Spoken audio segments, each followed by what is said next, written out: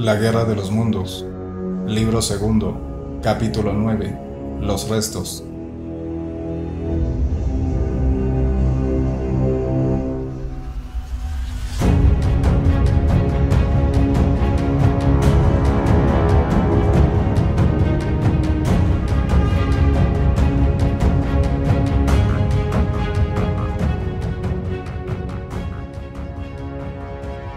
Y ahora llega la parte más extraña de mi relato, y, sin embargo, quizá no sea del todo extraña. Recuerdo clara, fría y vívidamente todo lo que hice aquel día hasta el momento en que me hallé parado, llorando y alabando a Dios, sobre la cima de Primrose Hill. Lo demás no lo recuerdo. De los 3 días siguientes no sé nada. Después me enteré de que no fui yo el primer descubridor de la derrota marciana. Hubo otros vagabundos que lo descubrieron la noche anterior. Un hombre, el primero, había ido a St. Martin's-le-Grand y mientras me hallaba yo en el refugio para cocheros, logró telegrafiar a París. De allí se retransmitió la noticia a todo el mundo. 1000 ciudades, aprisionadas por la más terrible aprensión, se iluminaron de pronto. Lo sabían ya en Dublín, en Edimburgo, en Manchester, en Birmingham, cuando me encontraba yo parado al borde del pozo.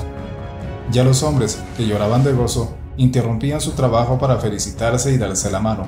Otros trepaban a los trenes para dirigirse a Londres.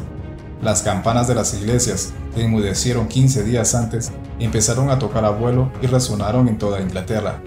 Hombres en bicicleta, flacos y desaliñados, corrían por todos los caminos comunicando a gritos la noticia. ¿Y los alimentos? Desde el otro lado del canal, del Mar del Norte y del Atlántico, llegaban ya cargamentos de trigo, pan y carne. Todos los barcos del mundo parecían dirigirse a Londres en aquellos días. Pero de esto nada recuerdo. Yo vagué de mente por las calles. Me encontré, al fin, en la casa de ciertas personas bondadosas, que me encontraron al tercer día andando sin rumbo, gritando y llorando por St. John's Wood. Después me dijeron que iba cantando una canción improvisada sobre el último hombre en la tierra. Preocupadas como estaban por sus propios asuntos, esas personas a quienes tanto debo y cuyas bondades quisiera agradecer, pero que ignoro sus nombres, me tomaron a su cargo y me cuidaron. Al parecer, se enteraron de fragmentos de mi historia durante los días en que estuve delirante. Cuando se hubo recobrado mi mente, me dieron con gran suavidad la noticia del destino corrido por Leatherhead. 2 días después de quedar yo aprisionado en la casa derruida, un marciano destruyó aquella población por completo y exterminó a todos sus habitantes. Al parecer, la barrió por completo sin la menor provocación, como podría un muchacho aplastar un hormiguero solo por capricho.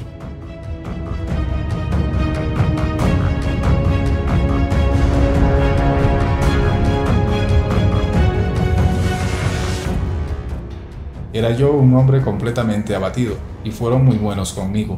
Con ellos estuve durante 4 días después de recuperarme. Todo ese tiempo sentí un anhelo inmenso de ir a ver lo que quedaba de aquella vida tan feliz de mi pasado. Era un deseo desesperado de contemplar mi propia desdicha.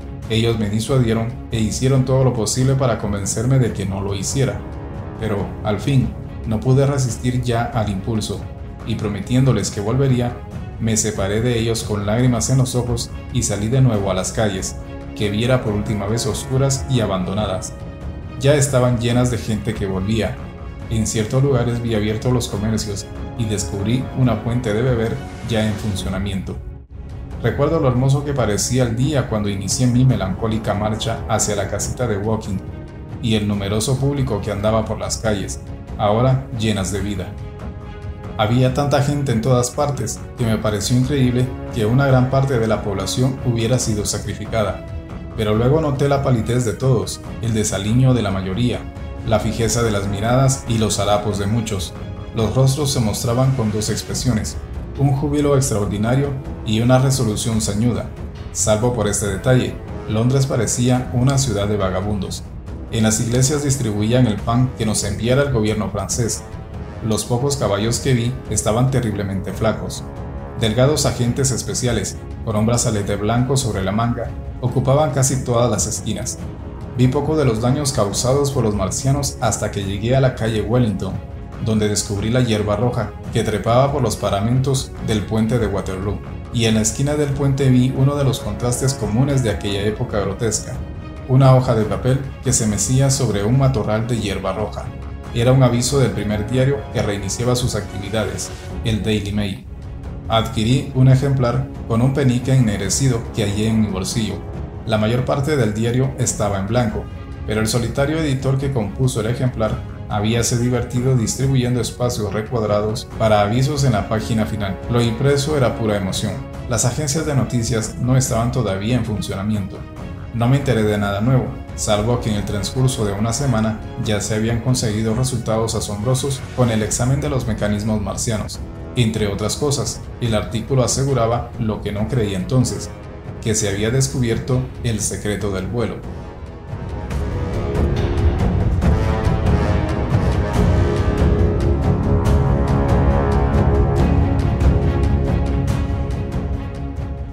En Waterloo encontré los trenes gratis que llevaban a la gente a sus hogares. Había pocos viajeros en el tren, pues el primer contingente había pasado ya. Como no estaba de humor para conversar, me metí en un compartimiento y me puse a mirar la devastación que se deslizaba por la ventanilla al paso del tren. Precisamente al salir de la estación se sacudió el convoy al pasar sobre los rieles provisionales, y a ambos lados de las vías las casas eran ruinas ennegrecidas. Hasta llegar a Clapham Junction, la cara de Londres estaba sucia con los restos del humo negro, a pesar de la lluvia que había caído durante 48 horas seguidas y en el empalme estaban reparando las vías, de modo que tuvimos que tomar por un desvío. En todo el recorrido, desde allí en adelante, el país mostrábase cambiado y desconocido. Wimbledon había sufrido grandes destrozos. Debido a que sus bosques no estaban quemados, Walton parecía la menos dañada de las poblaciones de la línea. En Wantley, el Mole y todos los otros arroyos eran una masa de hierba roja, pero los bosques de Surrey eran demasiado secos para que la extraña vegetación se hubiera arraigado. Más allá de Wimbledon, en ciertos terrenos plantados, se veían los montones de tierra desalojada por el sexto cilindro. Gran cantidad de personas rodeaban el pozo, y en su interior trabajaban número de zapadores. En lo alto flameaba nuestra bandera, mostrando al sol sus alegres colores. Los alrededores estaban cubiertos de la vegetación carmesí y sus reflejos molestaban la vista. Para aliviarme, volví los ojos hacia el gris de las cenizas más cercanas y el azul de las colinas que se elevaban más al este. Antes de llegar a la estación de Woking, nos detuvimos porque estaban reparando las vías, de modo que descendí en Byfleet y entré a andar por el camino de Maybury, pasando por el lugar donde el artillero y yo habíamos conversado con los húsares. Después vi el sitio donde se me apareciera el marciano durante la tormenta. Movido por la curiosidad, salí del camino para buscar entre los rojos matorrales el cochecillo destrozado y el esqueleto del caballo. Durante largo rato estuve contemplando estos vestigios.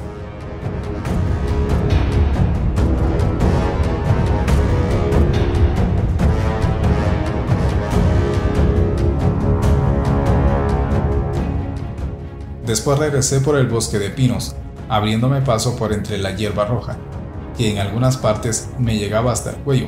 Supe que el dueño de la hostería había sido sepultado. Seguí luego y pasé por el College Arms, llegando así a mi aldea. Un hombre que se hallaba parado a la puerta de un chalet me saludó al pasar, llamándome por mi nombre. Miré hacia mi casa con un rayo de esperanza, que se desvaneció de inmediato. La puerta había sido forzada y se abría lentamente al acercarme yo. Volvió a cerrarse con fuerza. Las cortinas de mi estudio se agitaron, saliendo por la ventana abierta desde la que el artillero y yo viéramos llegar el alba. Nadie la había vuelto a cerrar. Los setos, aplastados, estaban tal como los dejara yo hacía un mes. Entré en el vestíbulo y comprobé que la casa estaba desierta. La alfombra de la escalera se hallaba arrugada y descolorida en el sitio donde me había acurrucado yo al entrar empapado después de la tormenta la noche de la catástrofe. La huella borrosa de nuestros pasos seguía marcada en los escalones. Subí a mi estudio y vi sobre la mesa la hoja de papel que dejara la tarde en que se abrió el cilindro. Durante un momento me quedé mirando mis abandonadas teorías. Era un ensayo sobre el probable desarrollo de las ideas morales en relación con el adelanto del proceso civilizador, y la última frase era el comienzo de una profecía. Había escrito: «Dentro de 200 años podemos esperar». La frase se cortaba allí. Recordé entonces mi incapacidad de fijar la mente aquella mañana de un mes atrás y cómo me había interrumpido para ir a comprar el Daily Chronicle. Recordé cómo había avanzado por el jardín al ver llegar al vendedor. y lo que me había dicho respecto a los hombres de Marte. Bajé y fui al comedor. Vi allí la carne y el pan completamente corrompidos y una botella de cerveza caída, tal como la dejáramos el artillero y yo. Mi hogar estaba desierto. Comprendí lo inadecuado de la esperanza que abrigara tanto tiempo.